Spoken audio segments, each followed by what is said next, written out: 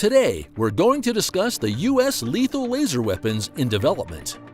Since the invention of aircrafts, the U.S. Air Force and Air Force of various other nations have been working to maintain air superiority, and Air Force tactical aircraft have been trying to shoot down other aircraft since then.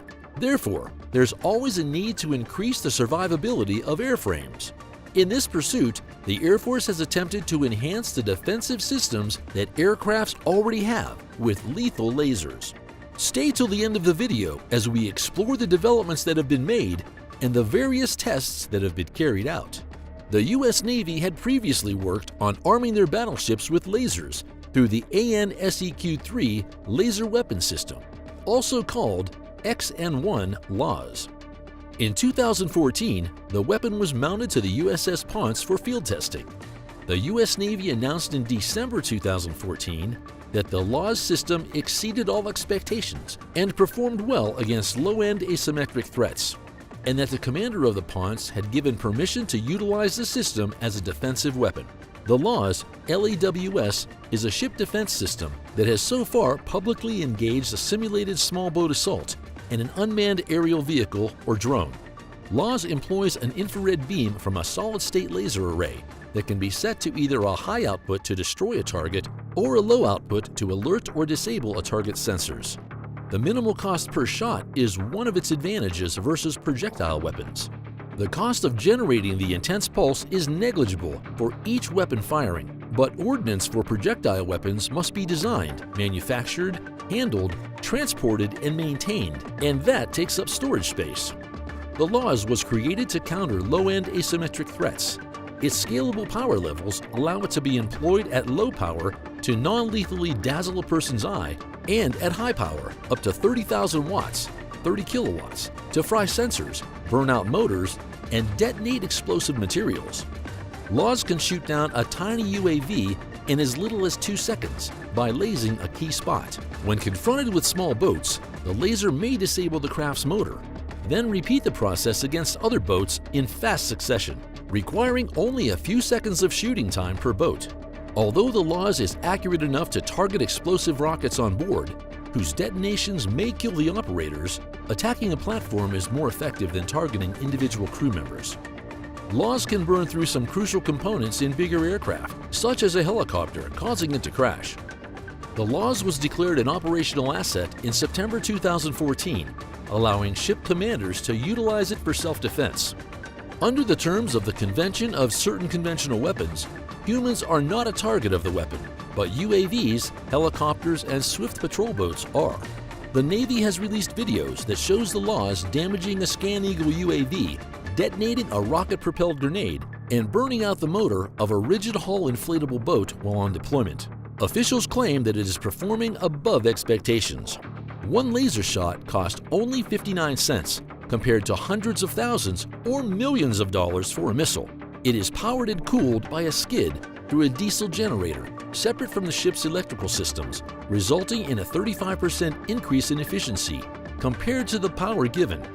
Its powerful optics, which are mounted on the Ponce's superstructure above the bridge, can detect objects at undisclosed but tactically relevant ranges, and sailors have compared its surveillance capabilities to having the Hubble Space Telescope at sea.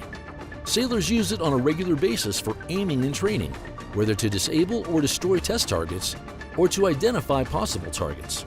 Anyone with expertise playing common video games may operate the weapon, which is controlled via a flat-screen monitor and a gaming system-like controller integrated into the ship's combat system. It has performed admirably in inclement weather and can work in high humidity and after a dust storm. However, the system isn't intended to work in sandstorms and hasn't been tried in those settings because it didn't make much sense, but threats aren't supposed to work in those conditions either. Deployments on other ships are being investigated, and despite the facts that the LAWS was only supposed to be on board for a year, it worked so effectively that fleet leadership chose to keep it on board the Ponce for as long as it was at sea. Later this year, the U.S. Navy will be sending laser weapons to war. The Navy is about to unveil a game-changing armament system that will allow warships to destroy enemy drones, helicopters, fixed-wing assets, and even other ships or fast attack boats. For numerous years, Lockheed Martin and the Navy have been developing a high-energy laser with integrated optical dazzler and surveillance Helios, a 60 kilowatt ship-integrated laser weapon. The weapons will soon be transported to San Diego, California, to arm a Navy destroyer called the USS Preble, according to Lockheed developers at the Surface Navy Association Symposium. Although ships have been armed with laser weapons like LAWs for years, the Helios is more powerful, has greater range, is scalable, and is more devastating than prior lasers. Arming lasers with Helios is a significant step forward in the Navy's maritime warfare capabilities for a variety of reasons. Lasers are scalable, which means that the level of power can be altered to suit a specific threat. For example, disabling, stopping, or entirely killing a target is needed, because the Navy and its business partners have developed creative techniques to store and use expeditionary power on board. This powerful laser has now been effectively integrated on destroyers.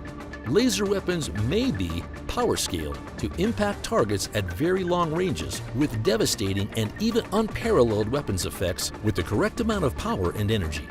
In reality, the Missile Defense Agency is now focusing on employing lasers for missile defense, which means that lasers might be fired to the top of, or perhaps beyond, the Earth's atmosphere. In terms of customizing effects, an interceptor weapon like the SM-3 or SM-6 may not be as scalable, which means they will employ explosive energetics and fragmentation to eliminate a threat object. A laser, on the other hand, might be used to destroy or incinerate an enemy asset or approaching missile without causing a big and potentially indiscriminate explosion. This option may be particularly beneficial in situations where a threat is approaching a populated location or heavily frequented ocean area, and ship defenders want to avoid harming civilians. Before we discuss Self-Protect High-Energy Laser Demonstrator, SHIELD, on aircrafts, be sure to subscribe for more contents like this. A Self-Protect High-Energy Laser Demonstrator, SHIELD, is a program for developing directed energy weapons. This program's goal is to demonstrate the capabilities of a laser system installed aboard an aircraft. A moderate power laser will be developed and integrated into a fighter-compatible pod as part of the initiative. On February 24, 2021, Jeff Hegemeyer, AFRL Program Manager, told Breaking D in an email that the first full-up flight test of the Self-Protect High-Energy Laser Demonstrator, SHIELD, is now slated for 2024. However, some groundbreaking testing were set to take place between last year and 2024. Todd Harrison, head of the Aerospace Security Project at the Center for Strategic and International Studies, CSIS, stated that he would not oversell the capabilities of the SHIELD project. He stated that it will not work against every threat. He also said that there were many technological hurdles that needed to be overcome, and that there are countermeasures adversaries can employ to make high-energy laser less effective. It is a technical challenge to integrate a high-power laser weapon with an aircraft for this type of mission, and SHIELD will be the first Air Force demonstration to prove that the U.S. Air Force have been able to address those challenges. SHIELD is based on a tens of kilowatts electric solid-state laser, but the weapon's specific power level and range are classified. Solid-state lasers can be much smaller and lighter than chemical lasers, such as the one developed for the Ill-Fated Airborne Laser (ABL) program for shooting down ballistic missiles in the boost phase. The ABL was too heavy for its platform, a modified Boeing 747, to handle, and it was shot down in 2011 after the Department of Defense spent $16 billion on it. It was also a massive and ponderous target. The SHIELD pod, on the other hand, is consistent with the weight of regular F-15 pods, according to Hegemeyer's email. The basic design, size, shape, and weight was based on the 610-gallon fuel tank that is common on various Air Force aircraft. Tell us what you think about these new laser developments in the comments section. Be sure to watch our video on Russian Carpet Bombers Tu-22 Massive Action.